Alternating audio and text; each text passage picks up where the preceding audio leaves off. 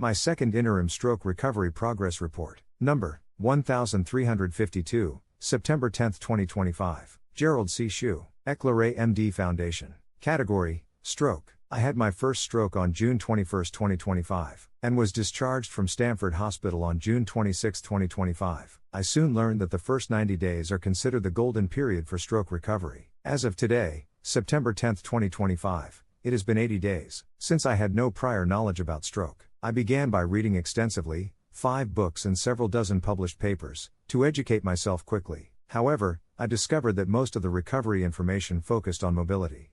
Arms, hands, legs, and on speech. Very little useful material addressed recovery of cognition and memory loss, which are much closer to my own case. I therefore developed a 2-fork recovery plan. Fork 1, Cognition. The first fork focuses on my cognition. I decided to continue my medical research work as usual, since it stimulates deep brain functions such as comprehension, pattern recognition, data analysis, conclusion summarization, and written expression. Just as important, my systolic blood pressure, SBP, remains very calm, always below 110 mmHg, during research hours. For comparison, before my stroke, I produced 1 paper every 1.5 days, about 1,000 to 1,500 words each. After my stroke, my productivity has actually improved to 1 paper every 1.3 days.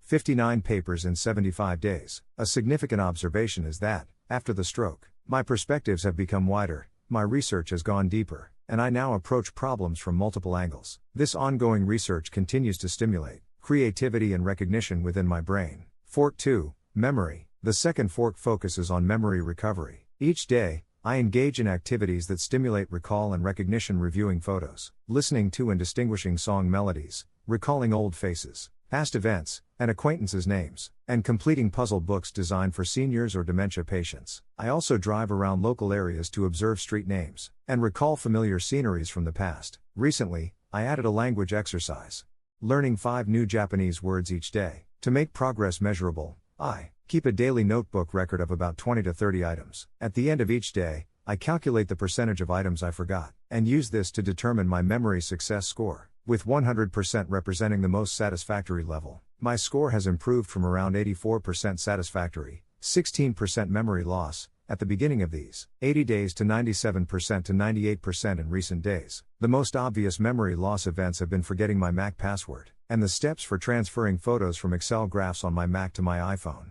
Mainly because I had not used the Mac for 2 months. I also once forgot the route from my Atherton house to my old house in Woodside. Even so, the quantitative improvement, from 84% to 98% in memory, has encouraged me greatly. This confirms that neuroplasticity is working inside my brain. Exercise and physical recovery. I have gradually increased my walking from 2,000 steps per day in late June, to 10,000 steps per day by late August, after my second emergency visit to Stamford Hospital on August 30th.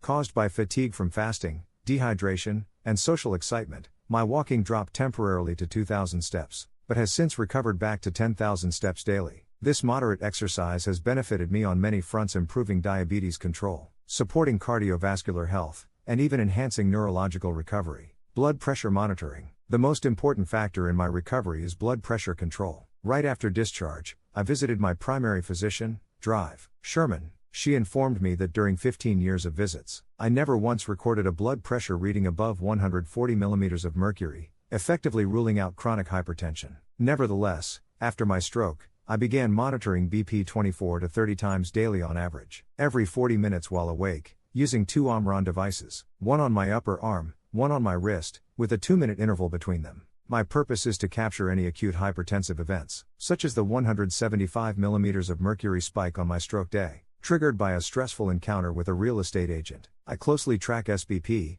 pulse pressure PP equals SBP minus DBP, an indicator of vessel stiffness and aging, and heart rate HR. On August 30th, I also recorded bradycardia, with my HR dropping to 44 BPM. In the past 80 days, I have collected nearly 2,000 BP data points. Only 3 readings exceeded 140 mmHg, all during discussions with my lawyer about my will. Another 15 readings exceeded 130 mmHg, either triggered by emotional topics or immediately after exercise. In total, just 18 incidents, about 1%, can be considered hypertensive above 130 mmHg. I will continue this intensive monitoring, especially since retirement gives me the time. Eventually, I hope to use my vast BP database to analyze correlations with emotional stress, psychological triggers, and physiological factors. So far, I have found no strong lifestyle-related causes. Since I have always been careful with diet, exercise, and sleep, the real risk for me lies in my short temper, which creates internal stress, the true killer. For this reason,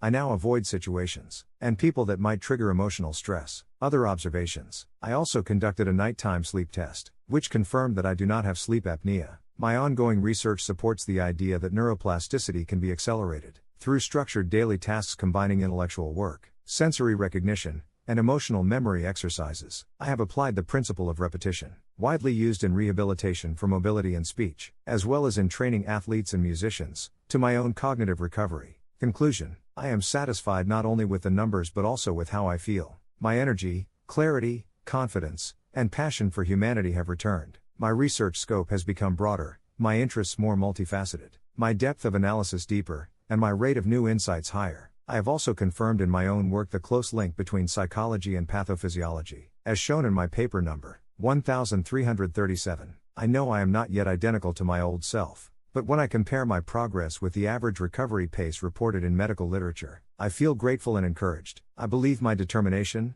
discipline, daily medical research, habit, and systematic self-therapy with repetition are key to my accelerated recovery. Spiritually, I also believe God has given me a third chance, rescuing me from death or permanent disability, so that I may continue not only my unfinished mission, but also new missions, such as studying the brain and strokes and educating others on this subject. Disclaimer: this content is for educational reference only and not medical advice. No doctor-patient relationship is created. You may share this summary freely, but it must not be edited or republished as your own.